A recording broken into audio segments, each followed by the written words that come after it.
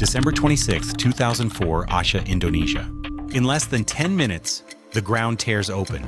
Minutes later, the ocean rises, a wall of water, up to 30 meters high, moving faster than a person can run. Entire neighborhoods vanish. Over 167,000 people die in Indonesia alone. Families disappear without a trace. Some are never found, never named. A fishing boat lands on top of a house. A child's shoe is found lodged 20 feet up in a tree. This is not the beginning of the story. This is how it ends. Now we go back to the moment the earth broke. At 7:58 in the morning, the ground started to shake. At first, it was small, almost like a heavy truck driving past, barely noticeable. Then the shaking grew stronger. A low, deep rumble filled the air, a sound that seemed to come from beneath the earth itself. Beneath the Indian Ocean, along the Sunda megathrust fault, the Indian plate was slowly sliding under the Burma plate. Centuries of built-up pressure finally released in one massive movement. The earthquake lasted for 8 to 10 minutes, long enough for people to feel like the ground would never stop moving. Its magnitude was measured at 9.1 to 9.3, making it one of the strongest earthquakes in modern history. Beneath the ocean, the seabed suddenly rose, displacing billions of tons of water and starting a chain of events that would soon send deadly waves racing across the Indian Ocean. As the shaking intensified, people rushed out of their homes in panic, trying to understand what was happening. Minutes after the shaking stopped, many residents, shaken but alive, walked toward the shore, and there they saw something inexplicable. The ocean, normally calm and steady, had pulled back, farther than anyone had ever seen. Boats rested on sand, coral reefs were exposed, and fish flopped helplessly on the open seabed. But most people did not realize that this strange retreat of the ocean was not a sign of calm, it was a warning. The last chance to escape before the waves returned with deadly force. From the horizon, a black line rose. Not a wave anyone had seen before, but a wall of water. In Aceh, the tsunami reached up to 30 meters in height in some areas, moving faster than a person could ever run. Its approach was silent until the roar began, deep and deafening. The first wave hit with a force no one could have imagined. Wooden houses were torn apart like paper, their roofs lifted and thrown aside. Cars and motorcycles were tossed around like toys, and trees were ripped from the ground as if they were nothing. Streets disappeared under the water in moments. People screamed and ran, but the wave moved faster than anyone could escape.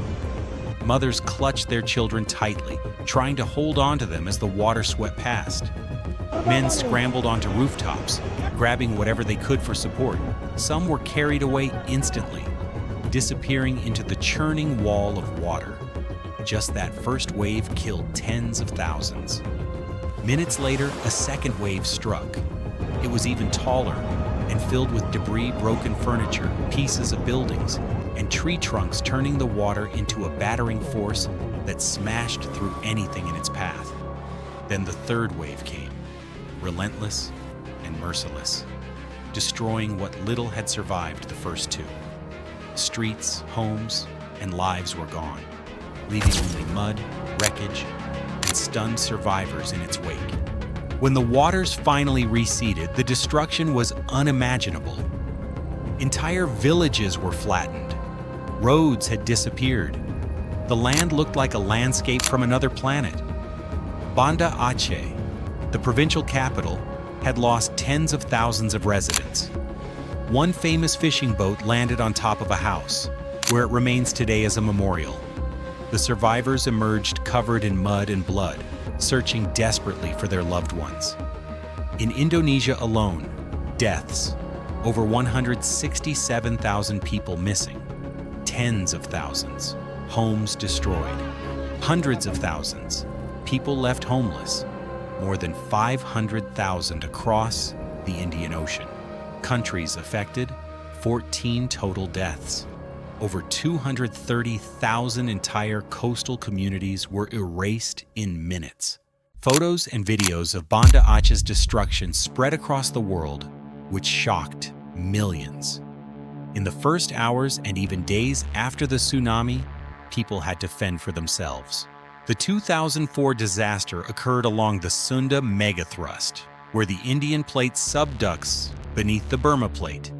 Magnitude 9.1 to 9.3. The rupture lifted the seabed by several meters, displacing vast amounts of water. Wave speed across the Indian Ocean. Up to 800 kilometers per hour, Indonesia was closest to the epicenter. Time before first wave reached Aceh, 15 to 20 minutes.